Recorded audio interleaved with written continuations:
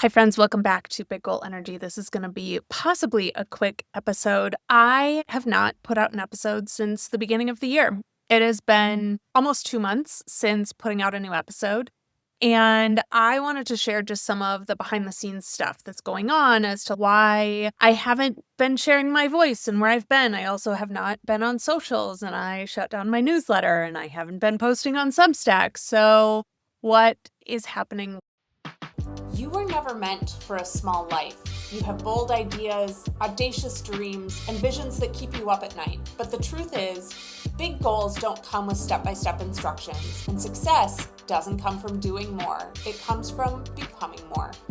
Welcome to Big Goal Energy, a podcast for high-achieving women who are done shrinking, striving, and second-guessing, and are ready to defy reality in pursuit of the life they actually want. I'm your hostess, Bree Seeley, goal architect, subconscious strategist, and your permission slip to want what you want. Join me as we go beyond the surface level success to explore the mindset, identity, and inner work required to bring your biggest, most delulu goals to life. This is your space to be seen, to be expanded, and to remember that you are not alone on this journey. Let's get into it. If you saw my last episode, you saw that it was all about my theme for 2026. And my theme for 2026 is, how great can I stand it? Now, I do this every year where I pick a theme. The thing that I always forget pretty much consistently every single year is at the beginning of my year is always the universe showing me the ways that I am not aligned with the intention that I just set. The universe has been revealing to me, illuminating left, right, and center all of the areas of my life, all of the things in my life that are not aligned with this intention of greatness that I have now put out into the world. As much as I thought the quote unquote shedding from the year of the snake or I don't know, is this a midlife crisis? I don't know. I keep thinking it's over. And then I do things like raise my threshold for greatness, and the universe is like, game on. So I bring this up partially, one, to tell you that I'm still in the thick of it. I feel like I'm still about waist deep in the mud, trying to really get clear and figure out what the next steps are and how I'm moving forward.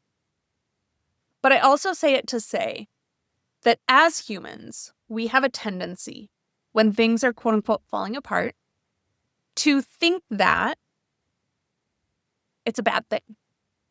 To think that if our life is falling apart, therefore it is bad and it is wrong. I actually was talking to a girlfriend this week, and she said, I just want to get back.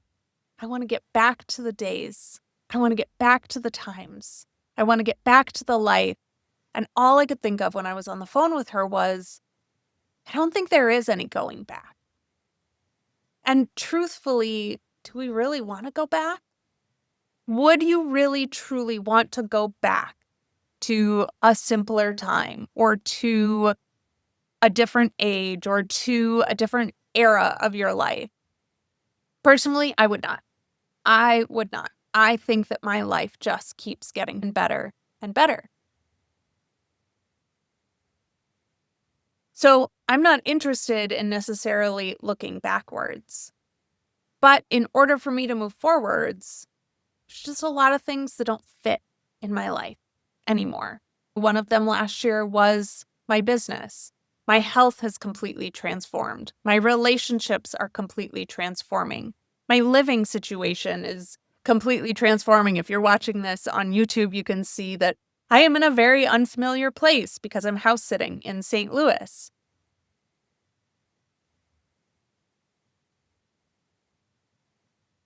And I just think it's so important that we recognize when things are falling apart, quote unquote. That is not an invitation to go backwards. It's not an indication that anything is wrong. It's not an indication that our life is over. It's not an indication that we're doing anything poorly or badly. speaking for myself, I can say it's an indication that I'm asking for more. I am actively building a bigger container to be able to hold more greatness in my life. And if I want to hold more greatness in my life, I can't have things in my container that are taking up space that are not great.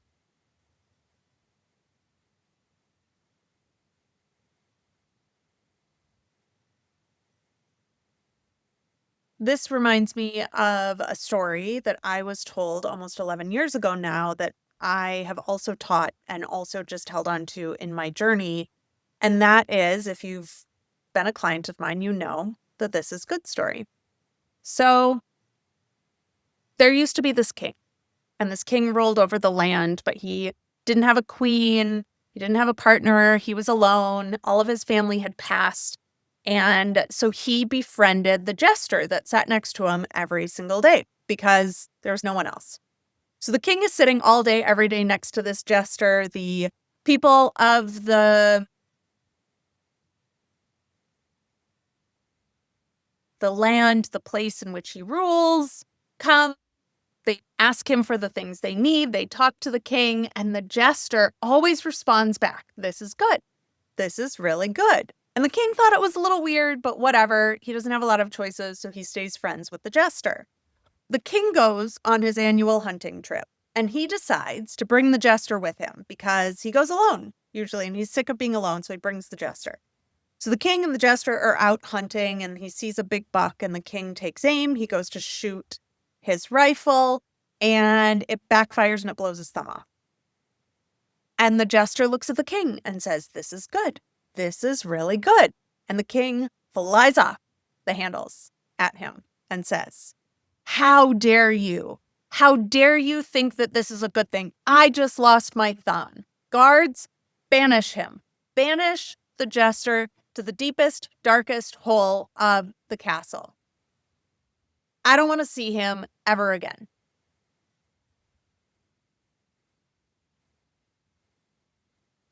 So the guards take the jester, they put him in the deepest, darkest hole of the castle, and he's never to be seen again. The following year, fast forward 1 year, the king goes out on his annual hunting trip again. This time goes alone with his guards, but alone because now his only friend is banished. And he gets separated from his guards, and he's out in this forest by himself trying to find his way back. And he gets surrounded by a pack of cannibals. And they tie him up, they bring him back to their camp. They're getting ready to put him on the spit, roast him up for dinner.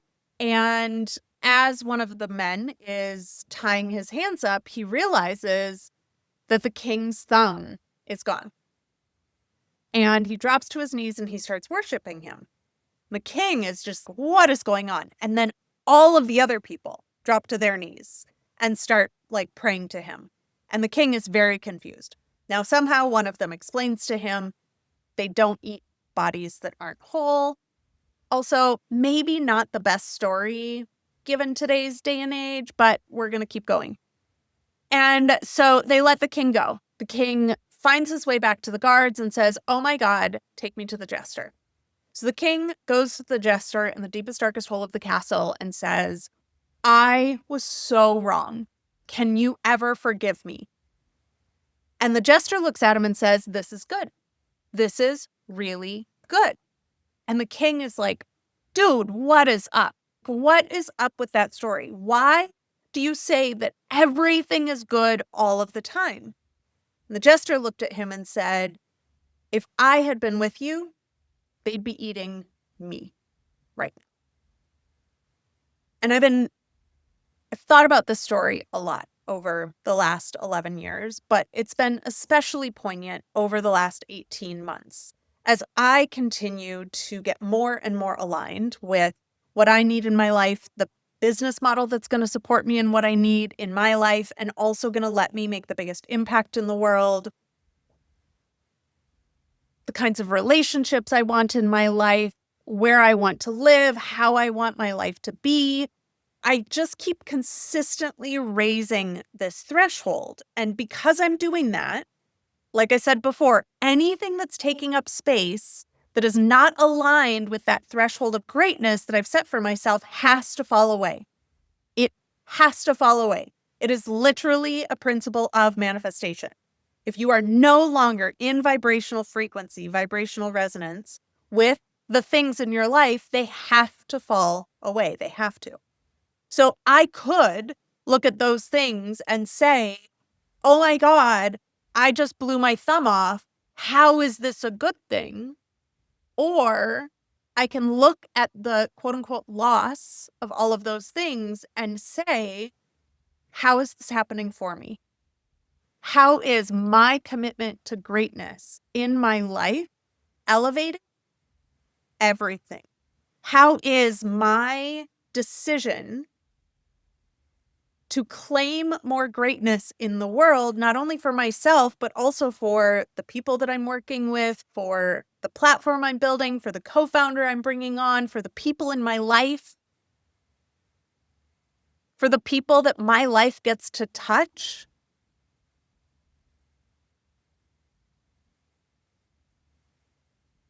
How is all of this rearranging happening for me?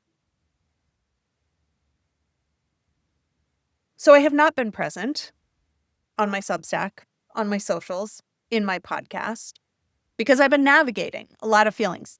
All of this is not to say that I'm not still having feelings about these things. I am processing deep amounts of grief. I am processing deep questions about how to truly live from the inside out.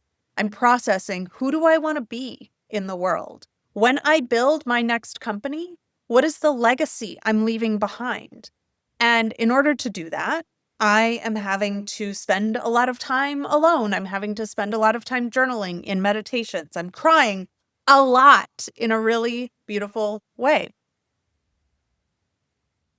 And so I just wanted to share this with you because if you set an intention for 2026 and right now, maybe it looks a little bit like it's not working, I want to present you with a question.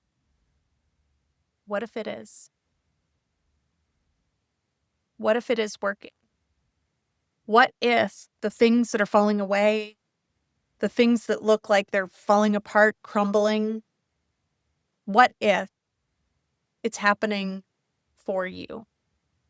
What if you letting go of those things is actually bringing you closer the goals and visions that you have? And what if your only job right now is to let go and let God? I don't really like that saying, but what if in releasing those things, it is what you need to make space for the greatness that you're calling in your life, for the relationships that you're calling in your life, for the revenue, the business models, I don't know what your goals are, but generally, if we are aiming for greatness, you can't hold on to what's only good. The good has to go. You have to sacrifice the good if you are committed to the great. I certainly hope you are committed to the great. I am committed to the great. I don't quite know what that means fully yet. I'm working on it. I'm processing it. I'm investigating it. I'm curious about it. And I hope you are too. And I just want you to remember, above all else, if the first 2 months of the year don't look like your intention is manifesting, don't look like your goals are coming to fruition, stay committed. Keep going. Now is not the time to turn back. There is no back. We're not going that way. We're not going back. We're only going forward. Stay committed. Know with certainty that the intentions that you have made are coming to pass. This just has to fall away in order to make space for that. Thank you for joining me for an extra short episode of Big Goal Energy. I have 2 incredible conversations coming up to share with you, and then also a 4-part series on the insights, the ahas, the world expanding paradigms that came into my life in 2025. So make sure that you are subscribed. Reach out to me, come find me on Instagram. I am on the platform despite not posting. And let's all commit to our greatness in 2026 together. Thanks, everyone. If this episode lit something up in you, share it. Text it to a friend, post it to your stories, or leave a review, because big goal energy is meant to be felt far and wide.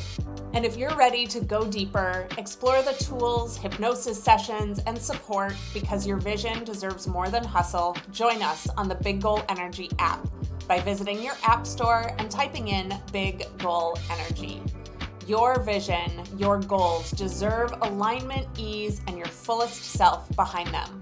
Until next time, trust yourself, dream bigger, and never forget, you are here for greatness.